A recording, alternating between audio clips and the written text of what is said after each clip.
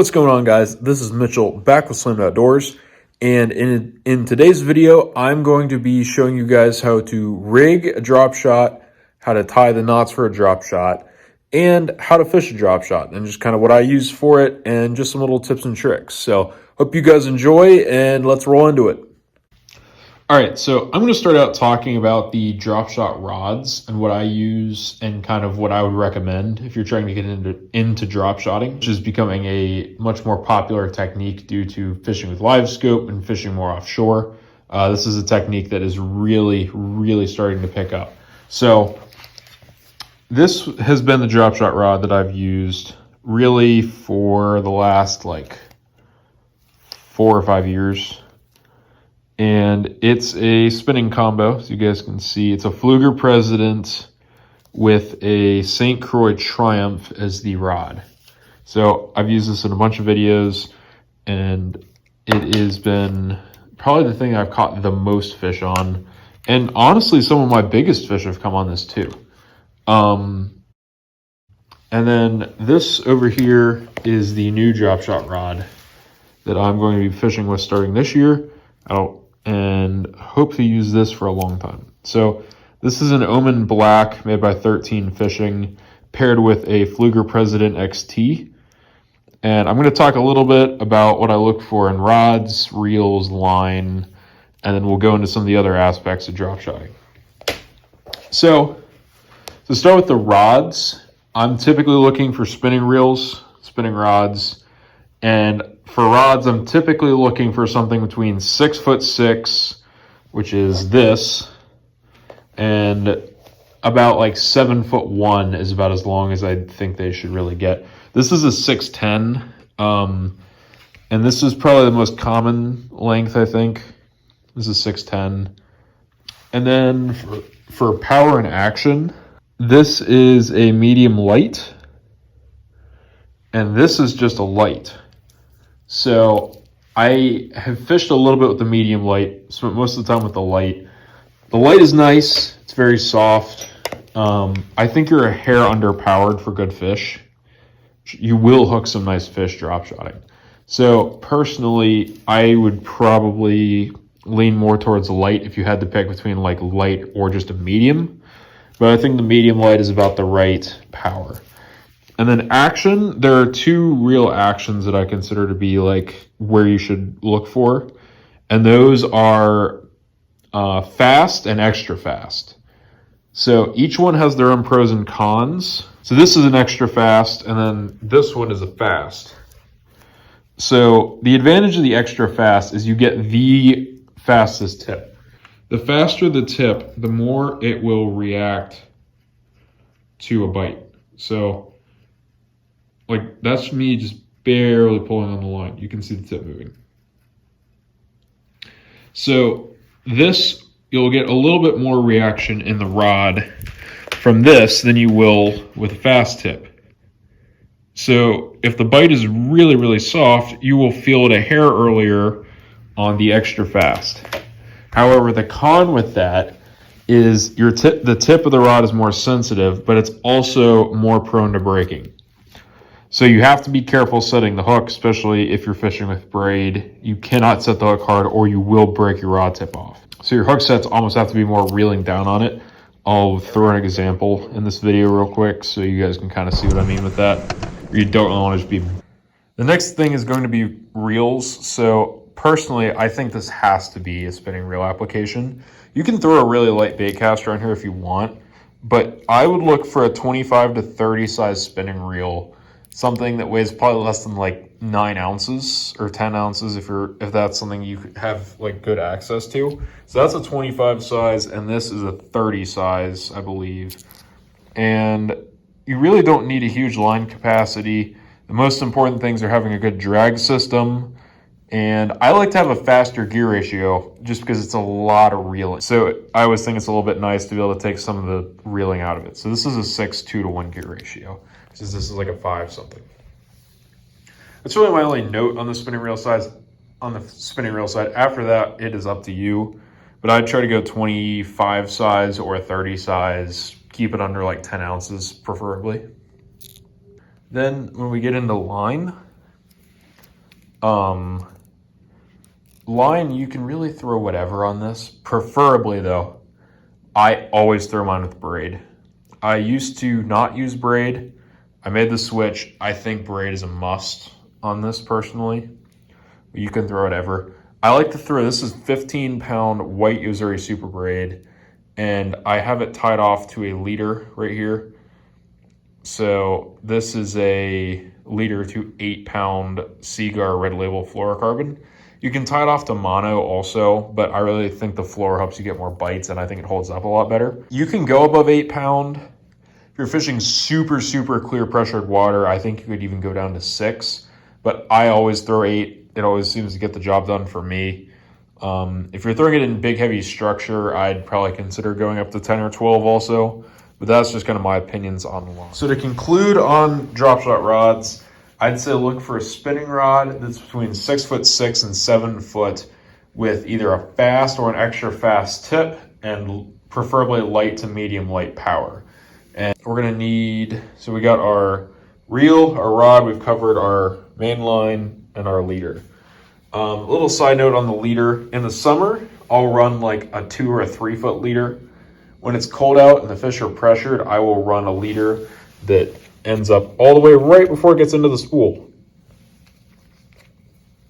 So that's like it tight right there. So that way you get like the longest leader possible. No chance they see it. And that's really just what I like to do. I think it puts less strain on the rod also. So now we're going to get into baits. So there are 2 baits. Both of them are made by Berkley that I love to throw on my drop shots. So this is probably the most famous of the drop shot baits, the flatworm. And then this is the flat nose minnow, which is the one that I started out throwing. And I think there's an occasion to throw each version. I like watermelon, watermelon red with each are my favorites. The fish are really shut off, or you're fishing for smallmouth, or you're fishing for like, if you're fishing in big currents, if you have to fish slow, this is the best bait. If you're fishing like slow, deep water, kind of traditional drop shotting, this is the go-to bait. Now, if you're fishing ponds or you're fishing shallow grass, this is what I love to throw. I love these things. I've caught some really nice fish on these. These are supposed to be fished like a fluke. What I love to do is I like to take a drop shot hook and nose hook it on my rig, and you're gonna end up running this thing with a little like a 1/4 ounce to like up to a 1/4 ounce. This is like a 7/16, I think. And they're doing like an 1/8 and a 1/4 depending on your conditions. Other side note, there are 2 kinds of weights. There's this kind, and then there's like cylinder weights. This is my go-to weight for rocks or wood. I don't think you get stuck anywhere near as much with these. A lot of people like the cylinder weights, but I've had much more success with these. However, if you have to fish it in heavy grass, I would consider going to a cylinder weight. All right, so we've talked about the rod, we've talked about the reel, we've talked about the line. I'm not going to retie this leader knot. I actually have a video up on my channel about it. I'll try to remember to link it below. It's called like how to tie line to leader knots, I think. And if you want to go outside of my channel, it's fun. There's a lot of videos. You can tie any line to leader knot that you like. The surgeon's knot is my personal favorite. The double uni is great. If you're one of those people that knows like the FG knot, I'm jealous. I'm not gonna lie. I've tried to learn to tie it a bunch of times. Haven't figured it out yet. But yeah, so that's line to leaders. Now, what I like to do to tie this rig, it's kind of a unique one to tie. You kind of have to know how to tie the Palomar. It's the easiest way to do it.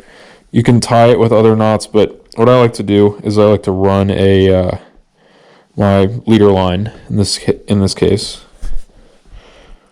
And this is like a Gamakatsu, like a number 1 size hook, or a 1/0. 1/0. You can use either one. Any one of these like small little hooks. I really like these. I think they're octopus hooks. So we're going to go through, we're going to go to two ends here. We're going to loop them over each other, go through the hole we just made, which is right there, and then we're going to pull it tight.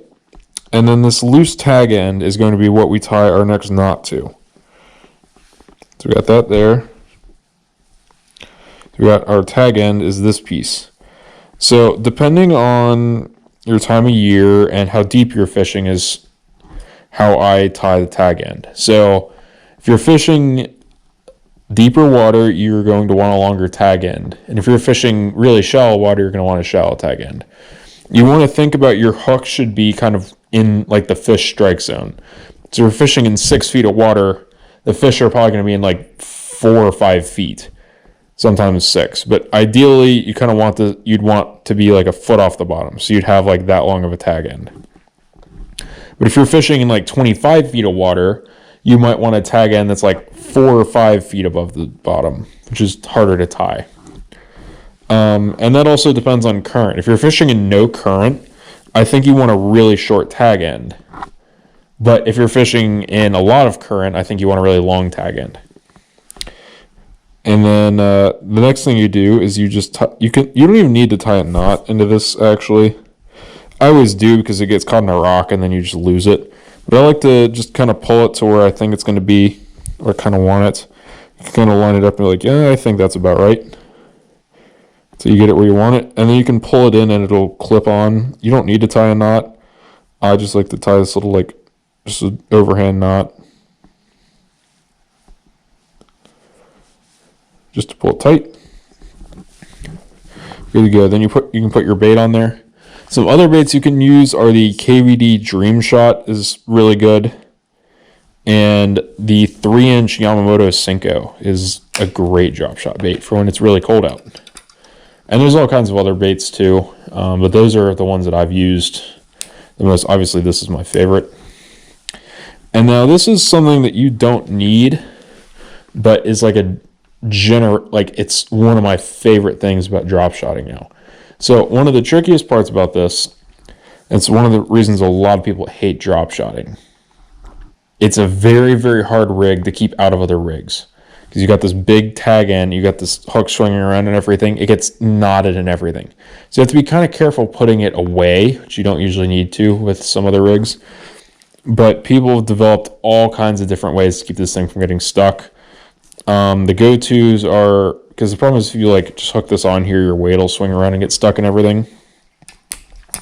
The two best ways are you can tie it around the handle, which is a great way. And then what I like to do is I bought like a pack of these things on Tackle Warehouse.